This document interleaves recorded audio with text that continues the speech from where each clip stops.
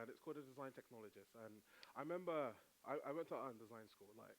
I don't necessarily come from a computer science background, but I kind of was a self-taught developer. A lot of sort of like maybe in the last maybe 6, 7 years, there was these new titles sort of like coming into the industry where I was like, look, I'm creative. I don't want to sit there and just like write code all day. I kind of want to express myself in really creative ways. And so the sort of title that I use for myself is a design technologist. I got fancy definition behind me if you want to use it. But truly, my purpose on a day-to-day is really about leveraging technology to build prototypes or proof of concepts. Come from a company called Community. You're going to hear my right-hand man, Akil, speak after this with Grace, and they're going to talk about some of the work that we do. Our goal is really about leveraging the latest technology to sort of achieve positive human interaction. If you see maybe in the recent couple of years, there has been a lot of like negative conversation about technology's purpose in our life, and a lot of really around those type of stuff there. And so, like I say this a lot of the time, I spend most of my time packaging if statements and labeling it as AI. I don't know if anybody in the room understands that joke, but like Mike Little was there. I used to make WordPress websites in my South London bedroom. That's how I used to like get through like WordPress busted me. So thank you for making WordPress, innit? Like it paid for my driving lessons, it paid for food, it paid for loads of different stuff. So what I'm just going to quickly do is just show you some of the type of work I'm doing. No more WordPress stuff, so I don't have to do PHP anymore, but it's still like a potential. So this is a video, hopefully it should work, of me ordering jerk chicken using AI simulation. Is the sound working? Alexa stimulation. Yo, what is popping in the hood? Help me out. Sure, I will help you out. I want some chicken still. I got jerk or fried chicken. Yeah, jerk please. Yeah, you want the jerk? With a can of Coke. It would be £2 for the jerk chicken. Jerk chicken is not Thank £2, you for your by help. the way, but it is what it is, No isn't it? problem. Take care. Wait. Yeah. So working on stuff with Options. Do you want to hear their favorite? Oh, that's pretty loud. So in this next clip here, so a lot of my work nowadays is really about leveraging artificial intelligence. I'm really interested in the relationship that we may potentially have with sort of, the whole narrative of artificial intelligence is the aspect of trying to create machines that can do things that humans can. I personally don't think they can, but that's like the whole industry's goal is really to achieve this type of stuff. So a lot of my work in community is really interested in that relationship between how we and humans will interact with these particular artificial beings. This is an interesting project behind me, which is leveraging sort of like creating feminist AI. And what does a sort of feminist AI look like? This was a particular project we did at University Arts London, where we got 40 students who necessarily don't have an idea about this world. And we got them to sort of use like a lot of feminist theories. There's something called the feminist chatbot design process, and anybody here wants to look at that, by Josie Young, and we sort of created stuff. So just really a quickly short clip through that. Hopefully the sound's not too loud. Oops. Options. Do you want to hear their favorite? Well, I want to hear something I haven't heard before. John Peel used to say that too, and I couldn't put it better because I don't want to hear the same old, same old. I want to hear something that's innovative. What do you think? Oh, I like. So that's just a clip of us working with artificial intelligence, sort of using sort of chatbot interactions. I never thought about that white background and white background not looking really cool, or it would be grey. But that's particular interactions in government where we're trying to use chatbots as a tool to help young people get access to opportunities and change that relationship from applying for like a job and going through a chatbot. This is a particular project which Grace and Akil are actually going to take you through earlier. It's a project, a lot of our work right now is thinking about like how can we help people explain how technology works in a way that isn't like this deep technical way, but getting people to be able to understand how, in particular, artificial intelligence makes some sort of automated decision on them based on, if in a non-technical way, AI needs your data, it needs some particular sort of input to be able to generate some sort of output or some sort of rationale about you. So Akil and Grace will take you through this particular project a bit more. This is another project which is like an art and technology project where we were creating bots. It's probably hard to see with the background behind me, but this purpose here was just an AI bot to talk to you about death and what happens to your digital rights after you die, because that's like a conversation that a lot of people don't realize. What happens to your Twitter profile, once you pass, like for example, your wild tweets and that, like what happens to them? Do they still stay there? do they, disappear with you. This is a recent project which hopefully it's not really like great behind me, but it's really about we've been commissioned to sort of teach people about like the ethical implications of AI, and we thought it's best to do that for AI. But so let's get straight to it now. So why am I here? Good question. I've been thinking about this all week. I actually didn't know. Like when I got asked to necessarily like come and give a talk, I was like, yeah, what do I want to necessarily talk about? And I was literally like so confused. I was like, damn, and like I can talk about techie stuff, or I can feel like because I am like the first person who's going to speak, try to set a narrative that will be really sort of like impressive for the event. And for me, it wasn't the most easiest thing to do. So I think I wrote like some paragraph on my phone and sent it off to like the Afrotech Fest team. Like, yeah, it's going to be about making a difference and all of this type of stuff. And like I was proper gas. Then I saw this on Twitter and it was like, we're excited to hear Alex explore the ills of the tech industry and how it can use your unique differences as tools for shaping the world. And I was like, jeez. But like, shout out the person who wrote that tweet, innit? Because I wasn't sure how I was going to frame it. I don't know who that person is. If you're here, I want to buy you a drink because, like, thank you for that tweet. It kind of helped in a type of way. But my next slide sort of says what my talk is about. Like, it was literally, I don't know which black person needs to hear this, but the work you're doing matters. More importantly, the specific way and manner to which you approach and execute your work may seem odd and unconventional to industry standards, but it is your superpower. Keep doing you. And I think that's a really interesting narrative because I know when I came into the tech world, I always say all the time, I came in because I didn't have to wear suits and it paid well. I honestly didn't necessarily think about what my impact was and that their social mobility was, which I think for most of us in the room, social mobility is something that we aspire to do to provide for ourselves and our family. And I was like, yeah, tech, I'm going to do this thing. I don't need to wear suits and that. But I never really thought about it until recently about like, I don't know how many of you here work in the tech industry. Can I see some raise of hands who works in tech? Oh, wow, nice. And how many of you are thinking of working in tech? You see that corner in the back there? I can't see you lot. Can we put some light in there or something for them? Because like, somebody's waving a hand and I can't see in it. Sorry, I can't see you. I can see your shadow move, but I can't see that. But the key thing is that your work matters. It is odd. Yes, it is unconventional, but it is your superpower. And I basically said to this person, I was like, rah, like, I'm giving this talk on Friday. Can I screenshot your tweet and put in my talk? Like, because you just said my whole talk in 124 characters, haha. You do the corporate laughs online. But can someone take me a picture of me in this tweet so I can tweet them back saying that, like, I put this in my talk, just like. I need to see some flash still. Cool, thank you. Yeah, let's keep it. So I know for me, like, when I started in this sort of industry and we had this vision of like trying to set up a company called Community, one of the challenging things as maybe a sort of black individual trying to navigate, this sort of industry and success and all that type of stuff, is sometimes you get questioned on this whole concept of you have to dilute one's identity in the pursuit of professional status. How many of you feel like that? Like you feel like you're in that place of dilution? Ooh, numbers reduced, that's cool, but essentially this talk might be really helpful for you. And I think for us, for a long time, Akil and I and a few of us were very conflicted about ourselves and how do we, I think maybe in other worlds, I've seen a lot of conversations about blackness and how, linked to the arts, creativity, and loads of the stuff, but I don't maybe necessarily see that linked to how we, as black people, navigate this tech industry and be able to sort of address certain particular type of stuff. And this is a quote by Tina Lawson. This is Beyonce's mum. We're building Beyonce's internet. And it says, it's such beauty in black people, and it really saddens me that we're not allowed to express that pride in being black. And if you do, then it could be also considered anti-white. And and why does that matter? Is especially with our future, with some of the latest technologies in the world, we have got to address some of the problems that our community is facing, because no one is really going to solve them for us. And the way how I'm going to do this is by sort of telling a particular story. But it starts off with this quote. In order for us as a poor and oppressed people to become a part of society that is meaningful, the system under which we now exist has to be radically changed. It means facing a system that doesn't lend itself to your needs and devising means by which you change that system. And that's a quote by Ella Baker. But I'm going to tell you a story.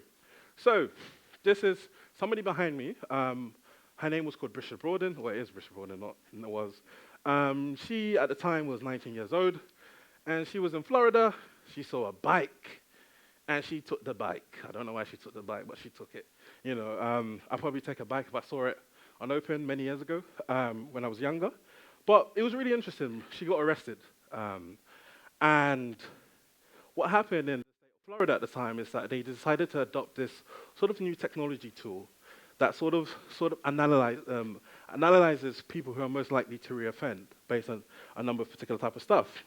And this leads me to sort of my work. So during my master's, I wanted to essentially work on fashion tech, because my whole goal of my master's was to, like I said, make peas and make money.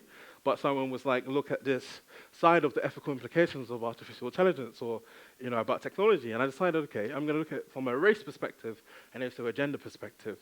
However, when I noticed this particular type of project, what I saw was this sort of, this is a piece by ProPublica called Machine Bias, if anybody wants to find out about this.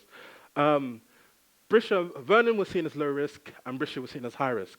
And that's really interesting. On my corner behind me there, you can see that Vernon has a higher criminal record, and Brisha, who's just had 4 juvenile misdemeanors, is considered high risk.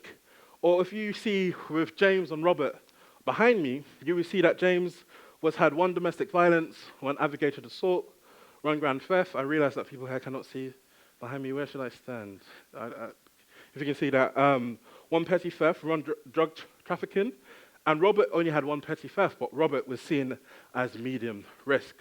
And that was very interesting to me, because I was like, how the heck are you genuinely getting people to sort of be seen as risk, but in terms of the actual data, there is nothing there that can suggest that this person could be particularly risk. So it goes into this conversation about bias, and I'm going to go into artificial intelligence. So now, how does bias in AI occur? And a simple definition is bias occurs in AI systems when they reflect human biases held by the people involved in coding, collecting, selecting, or using data to train their algorithms that power the AI. And so this is how they got to their sort of risk assessment to ask questions about who is most likely to reoffend or not. This survey is a survey that was given to people when they are arrested, and it asked some interesting questions. I think I did highlight some of these questions where it was I'll tell a quick brief to my story. I grew up in Peckham. I grew up in South London, Peckham, before Peckham was trendy. Now you got bare things in Peckham. Peckham wasn't that place before. I used to say I was from South London, and my grandma used to say, never say you're from Peckham. Now I say I'm from Peckham, but people are like, yeah, I live there now. I did an Airbnb in there, and that type of stuff. But if you were to give me this particular type of survey, one of the things you would, one of the questions was how many of your friends or acquaintances have ever been arrested? I'll be like, fam, I'm from ends. A couple men got arrested. You know what I'm saying? How many of your friends have been in jail? How many of your friends have been gang members? All that type of stuff. That necessarily, I could say, yes, many of them have been. Or have you lived with both parents and have they later separated? How old were you at the time? I grew up in care. I got demographical information which could necessarily, with this sort of survey, what it was doing, it wasn't necessarily asking you, what is your race? But what it was trying to do was generate sort of parameters based on matching that with sort of data that is normally linked to racial studies. And so what you had is you had someone who necessarily, I see myself as a big friendly giant, but if you used to do the survey and I was to get, I don't know, arrested for, I don't know what I got arrested for, protesting or something, and they wanted to analyze how likely can Alex reoffend again, I might be seen as a high risk just because of the circumstances of my environment doesn't mean necessarily I'm a high risk offender. And if I link it back to the US, so the UK is very bad at giving information about this type of stuff. So I had to spend a lot of time understanding the US. Up to 1970, race, nationality, and skin color was used in sort of court environments to sort of analyze how somebody is most likely to reoffend. In the States, over 1 million people are sent to prison, a majority is black, and recently in 2014, people have been identifying that risk assessment scores are biased. However, when talking about maybe racial bias and gender bias in this sort of industry has been something that's been very uncomfortable for loads of people.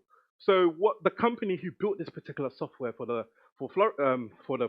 government were essentially trying to do stuff like, nah, our software ain't bad. our software is good, it's decent, all of this type of stuff. They started creating some sort of tech beef between each other. They wrote more papers like this, basically saying that their software wasn't particularly biased. However, what happened in 2018 was that a bunch of researchers took this technology, took this software, took these algorithms, and tried to basically test it out. And what they found is that this software is wouldn't actually be able to predict anything at all. However, these are the difficult things that are in our world and being sold as the smarter, faster approach to sort of analyze people. And me as a black individual who comes from that particular circumstances, I'm like, whoa, this is a bit of a madness, and it's something that we have to readdress. And it goes back to like the lie detector test. The lie detector test is something that's not you're not allowed to use the results in court, for example. But and then that's for me at this time.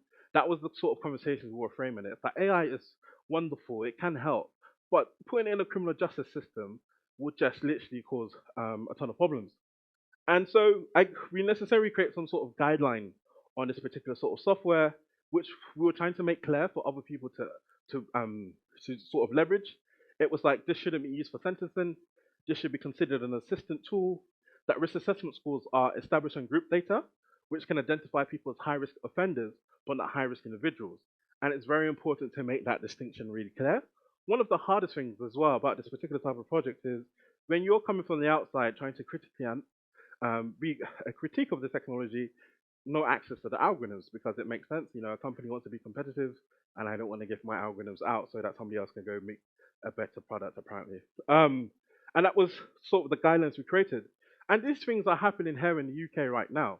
We've got the Met Police Gang Matrix, which has got like, which the Information Commission Office, I probably said that, sorry, Information Commissioner's Office recently found them sort of in breach of data protection laws.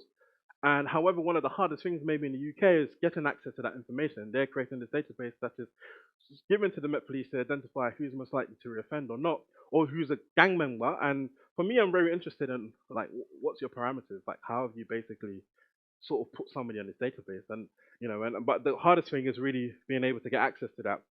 So what we decided to do is we created a workshop with a company called Felix Futures, and our purpose was to do inclusion, equity, and artificial intelligence.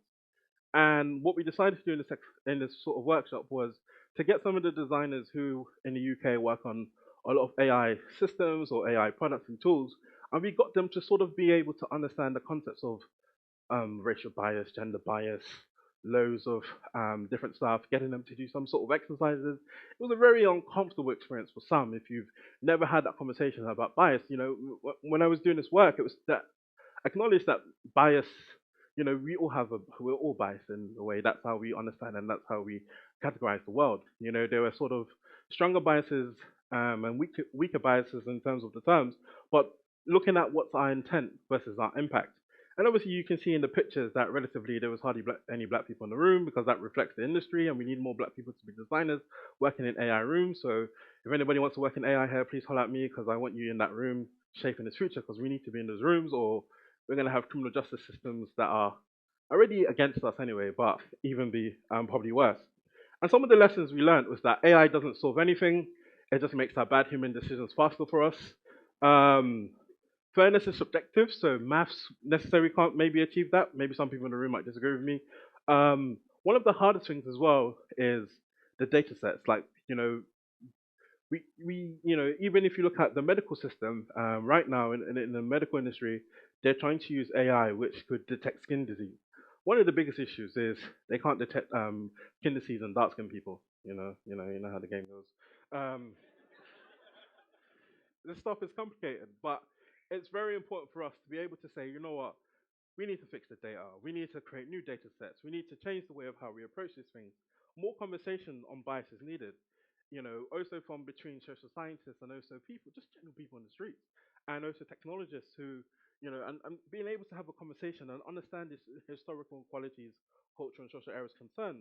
And also, one of the things that I try to avoid, because I touch on this project and bare people ask me to sit on diversity and inclusion panels. Please don't invite me. I don't have the range for them. I know AI, I can talk about that, but diversity and inclusion, I ain't got the range. There's people who are better than me in that. But I will argue that a diverse team working on this type of stuff would necessarily be able to address insensitive and underinformed trainers of algorithms by AI. Right now, the AI ethics space is being whitewashed at the moment, but that's a conversation for another day. But that's us currently right now, what we're trying to do and using our difference, working in an industry that I always say necessarily wasn't made for me, and being able to sort of put myself in an uncomfortable place and have a conversation. And I just want to give one last story. This one is pretty short.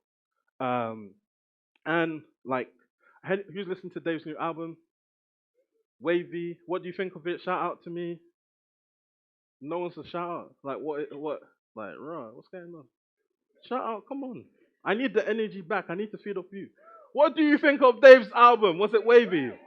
Woo! If you haven't listened to Dave's album, please listen to it tonight. You're not missing out. But he says a line in the song Black, which has been really interesting. A kid dies, the blacker the killer, the sweeter the news. And if he's white, you give him a chance. He's ill and confused. If he's black, he's probably armed. You see him and shoot.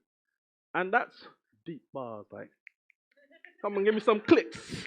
Give me some, yeah, that's what I want to see. And it's really, really interesting. And I just want to quickly take you through another project where we sort of, especially around news and how they tell the story of knife crime, was an interesting project that we did. So this is the sort of narrative around knife crime in this country. You know, I was searching on the internet for different sort of headlines, and you got people who link drill music to violent crime. You've got language like fatal stabbings reach the highest levels since the Second World War. You've got UK knife crime takes toll on black teenagers. You've got all of these particular narratives by journalists who maybe necessarily don't really understand the nuance, understanding of this topic, but are writing these pieces, and people are reading this news and basically having this viewpoint of the world in that particular type of way. And so at the time, we were commissioned by the BBC to sort of explore news articles for the future. Like, how do we change the way how we tell stories for the future? And one of the things that Akil did is he was like, we need to actually speak to more black people, like, because the BBC didn't really necessarily talk to black people in their research about stuff in general, innit? Like, and like, big up Akil, I don't know where he is right now, he's there. Big up, he's going to go speak next, so you're going to hear his source as well.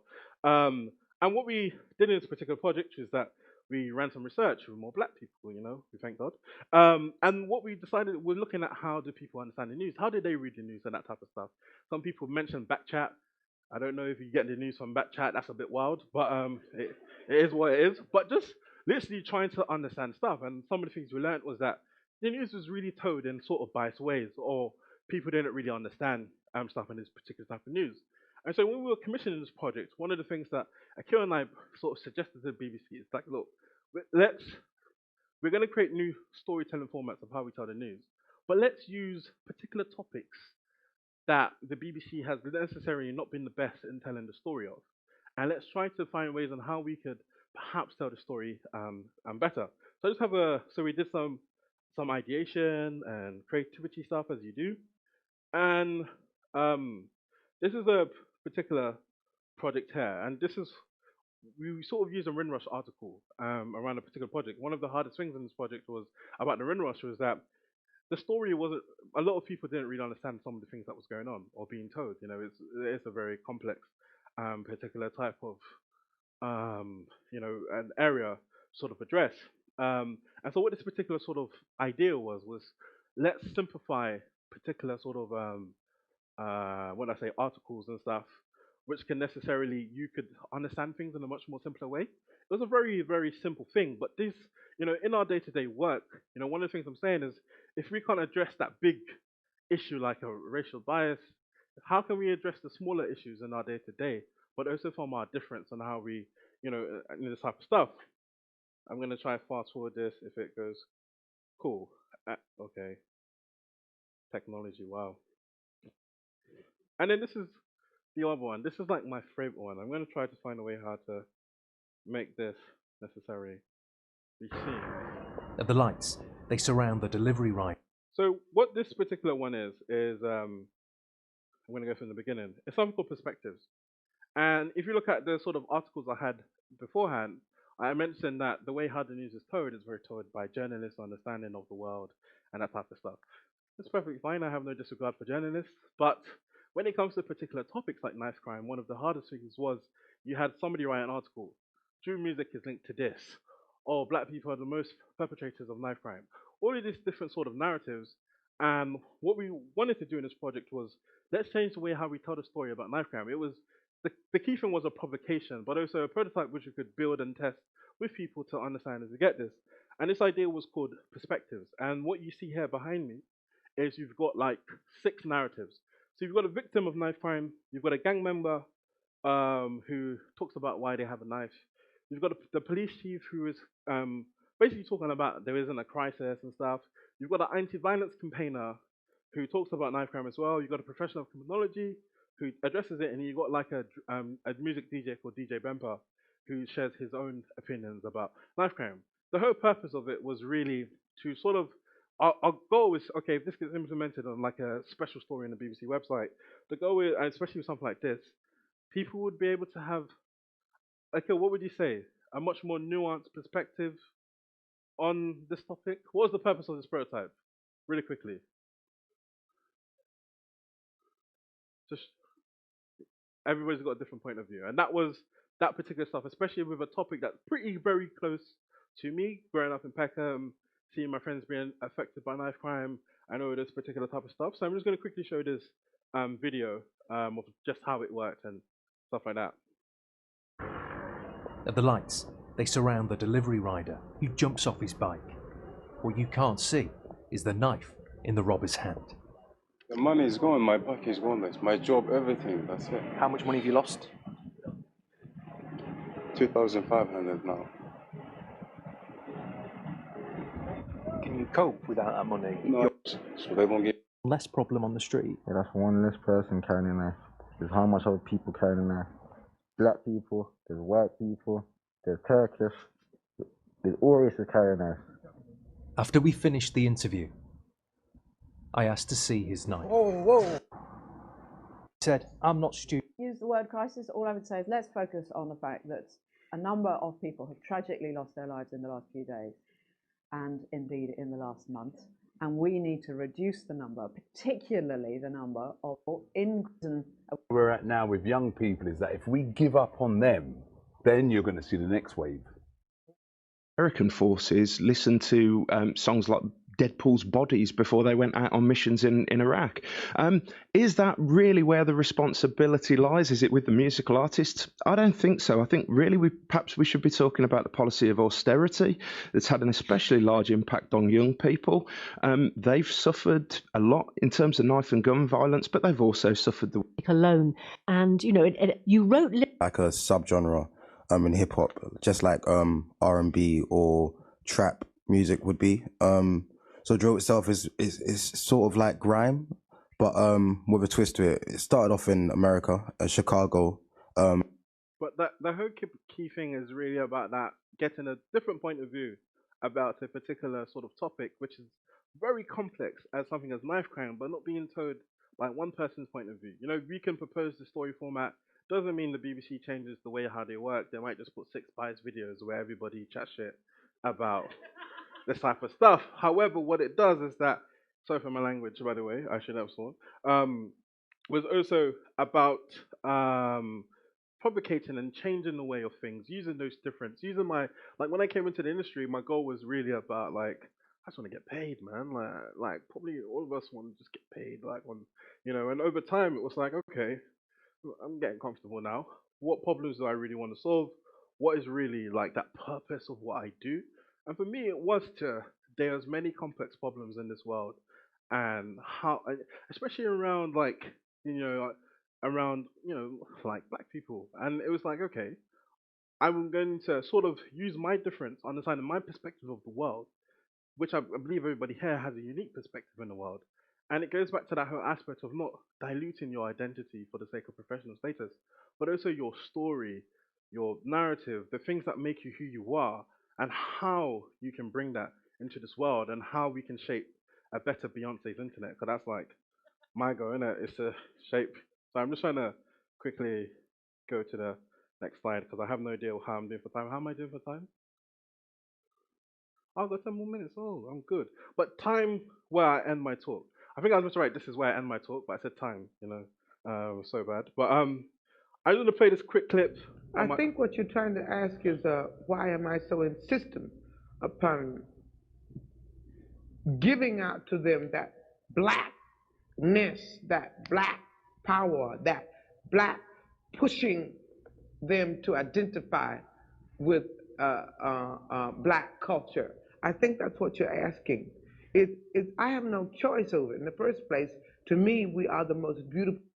You know, and I put this clip here not to be a black supremacist or anything, but just really about just I know for me that the whole concept of that I could use my blackness to be able to address problems in the world was a foreign concept for me. It was something that we tried to hide, like the nuances of ourselves in our work, and like once I was able to sort of break away from those shackles of those negative perceptions, how would people see me? How would people, come in the room? Like Akil and I both got locks. Like come in the room, all of the, all of those sort of micro and macro things that you probably put in your head or the world, and free yourself away from that, and really try to address some of the sort of prevalent strong issues in our community. For me, it's like my go, and I know for me it was like I've never given a talk like this on this type of perspective, but it was also to sort of share this with everyone in this room. Like you are different already, just like how you are, but also not to never stop appreciating your difference because that is your superpower. And I know for us in community, one of the most important things we always use when we always start a project is, regardless of your title, we always ask you what is your superpower. And if there's one thing I leave from here today, it's for you to necessarily think about your superpower as a black individual in the room with the different nuances of you have. Blackness isn't just this one thing; it's multiple things in so much ways. And also thinking about how you could contribute to the world that we live in today. You might just say, you know what, I don't want to contribute to any positive stuff. I just want to make my money, making money. But like generally, just really about thinking about, what do I bring? What do I contribute? What is my intent? And also looking at impact. And I just leave with this quote, which I think like I remember when Debs first was creating Afrotech first, and she was quite scared. I don't know if she remembers this, and we were thinking, oh, she's telling me not to say the story, but she's looking at me.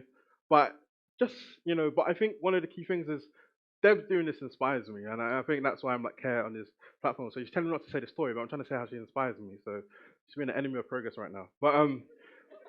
But what she did is, and with the team, is she dared to be powerful, to use her strength, her superpower, in the service of her vision, which is to give people like you and me a platform to talk about our work, to share about stuff. Like I wish I'm flying out tomorrow. I wish I was here for all the talks and people doing amazing stuff because it's actually really amazing. But I know it does for me is that it's made me comfortable to be myself in spaces, and it becomes less and less important whether I'm afraid. Because one of the things as well is that concept of imposter syndrome and how that can be very grappling and hold us back from being ourselves. I don't necessarily know how to address the imposter syndrome thing. I feel like I'm just making it up as I go along. That's like my whole narrative to my life. My talk probably feels like that as well. But that's all necessarily I just want to leave with you today. It's just, like I said, appreciate your difference. It's your superpower. And thank you. Let's shape ourselves a better Beyonce's internet. Thank you very much. Thank you.